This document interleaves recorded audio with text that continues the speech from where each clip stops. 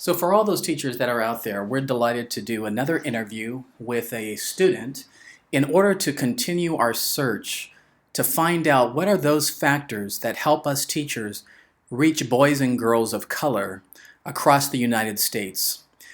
We have a gentleman that's here at our Quickie Tech office, and I would like to introduce him to you and ask him some questions and ask that you start to take mental notes of what were all the factors that people in his life used to reach him and how he himself came to come of age to become a high performer in his high school. Thank you so much for joining us. No problem. I'd like to ask you first, can you give us your first name and where you grew up? My name is Josh, and I grew up in the Culver City area. Outstanding. And Josh, my first question for you is, can you tell me about your grades this past 2014-2015 year that just finished about 3 months ago? I only received two B's in AP Calculus and AP Physics, and the rest were all A's. That's outstanding. And what grade are you in? I'm in the 12th grade currently. Okay, outstanding. So 11th grade, you got all A's except for two B's. And once again, what classes were those B's in? AP Calculus and AP Physics. Okay, so you did quite well actually during your junior year. So we're happy that you could talk to us. Was there a point at which you didn't always get top grades? Yes, that point was in 6th grade. I just had declining grades because I felt it didn't feel interesting enough for me to really continue to strive for the greater grades during that time period.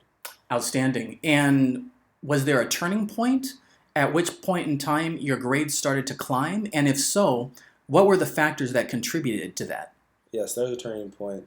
It was around 10 weeks into the semester, and my mom really sat me down and told me about how she really struggled really hard for me when she moved from Africa back to America, and wanted me to get the best I can and go to college. And it really helped me to really get motivated again. And it really helped to have my 4th grade teacher to communicate with her and to talk to her about my struggles and why I wasn't doing well. So it really helped. That's outstanding. And so where were you? Were you in your living room and your mom just sat you down and just started to let you know, hey, you know what? I'm putting in a lot of effort into your education, and I need you to put in some effort too. Replay that scenario for me. Yeah, it was in my dining room table. I was just sitting down eating dinner, and mom sat down and told me, Joshua, we really worked really hard, and we spent all our money to come to America. And we didn't waste it all for you to do your home to just play video games while should be in class studying. So you really need to buckle down and start doing your work again.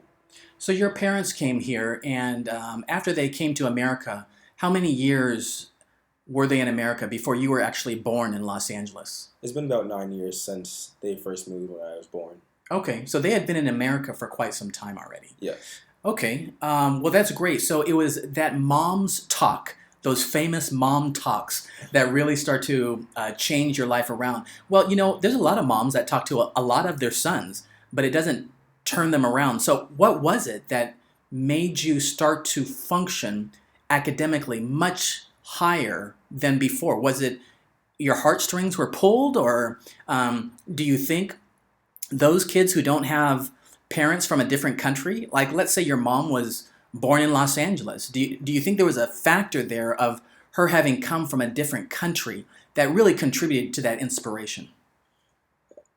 Really? Can you repeat that question? Yeah, absolutely. And so do you think it was the price your mom paid to come from a different country that really had maybe an effect on you that might not have the same effect on a mom's talk to a boy whose mom was born here in Los Angeles? Yes, I tried to put myself in her shoes and see how I would have felt if I was in that same situation, and it really hit me internally, saying, "Oh, okay, maybe she is right. I have to start doing well to make her proud when she's older.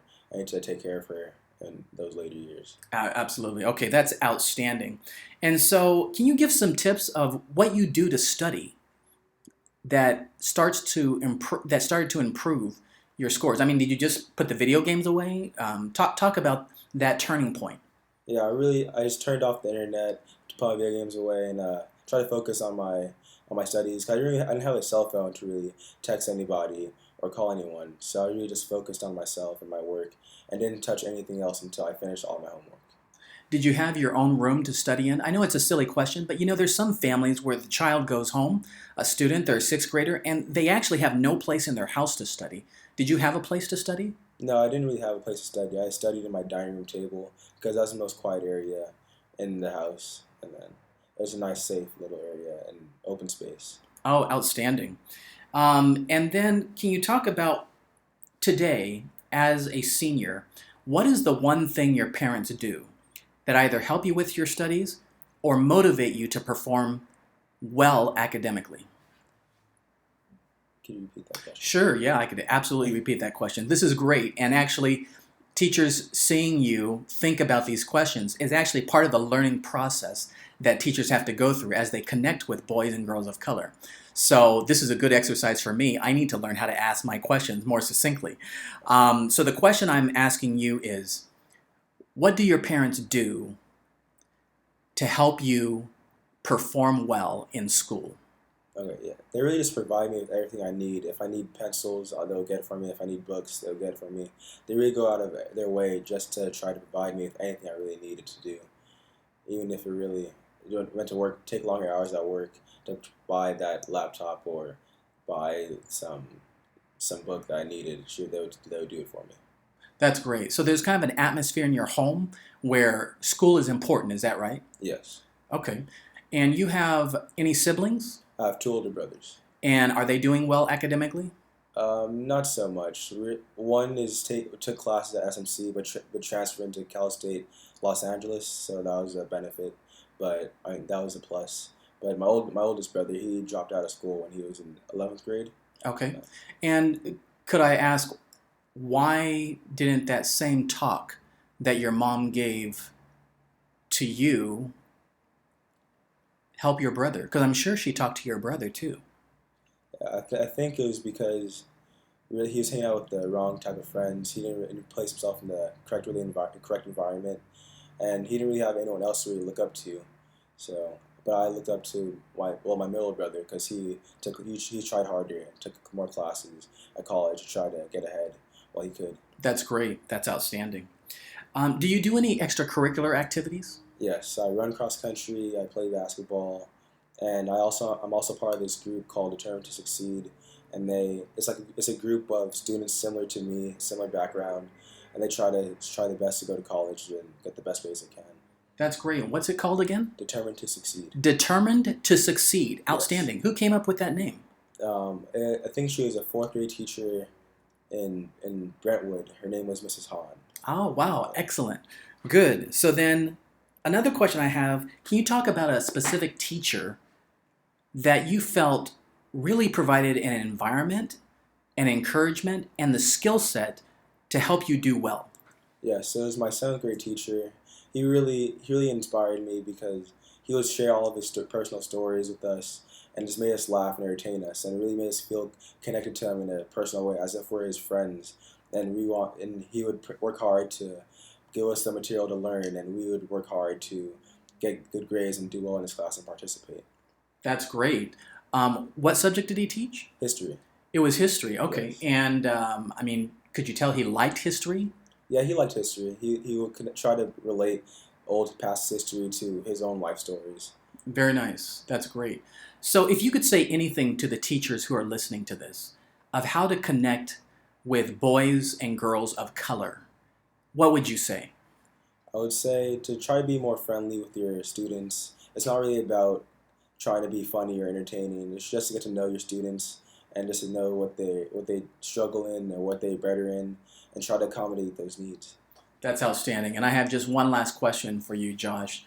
As a boy growing up in Los Angeles, do you think teachers need to do anything different in how they connect to you as a boy from Africa than how they connect to a Korean student, a Chinese-speaking student, a Caucasian student? Have you found some factors that really help you as an African boy learn better? And are there anything teachers need to do different in order to reach particularly boys like you? I'm not sure if they do anything different, but it's more of they should try to treat everyone the same way and not prejudge them before class really begins. Because sometimes when there's an African American student, they would assume that he's not really going to participate in the classroom. That's not really the case. I'm very participant and active in the class. I'm willing to learn, but I just need the chance to really try to participate. That's great. What you just said is outstanding. I want you to repeat that again. In other words, don't assume that that student who's African or African American will not participate. Is that right? Yes. And Yeah. so say that one more time. Yeah. Yes. I just want to say that not to really prejudge the students before they enter the class or to do any homework, because they're able to participate in the classroom, but they just want to get the chance to really do it. Maybe they don't have the special needs at home, the special accommodations at home to do it. They just want to get the chance to at least try hard to succeed in the first few weeks or so. It's a struggle period, but they'll get at it sooner than later. Do you think teachers would do well to go out of their way a little extra for the sake of boys and girls of color? Excuse me. Do you think teachers should put in a little extra effort to reach out to boys and girls of color? Yeah, yes, they can. It, trying to think how could I actually say. Take your time. Take your time, Josh. Yes, they could try to go out of their way. Just really connect with them. It's not really about trying to give them what they need. It's just really about giving them trying to what's the word I'm looking for? Trying To reach out. not really reach out. It's just try to empathize with them to get to know their situation and just try to get better understanding of what they're trying to do. Wow, that is awesome. We found the word empathize. And so, Josh, I just want to thank you so much. It was worth your trying to struggle to get that one word, because I think in research, this matter of empathy is very critical in the realm of reaching out to boys and girls of color. I'd like to thank you. Is there anything else you'd like to say? Um, be more passionate around your students to really get them to learn well. Excellent. Thank you so much for your time.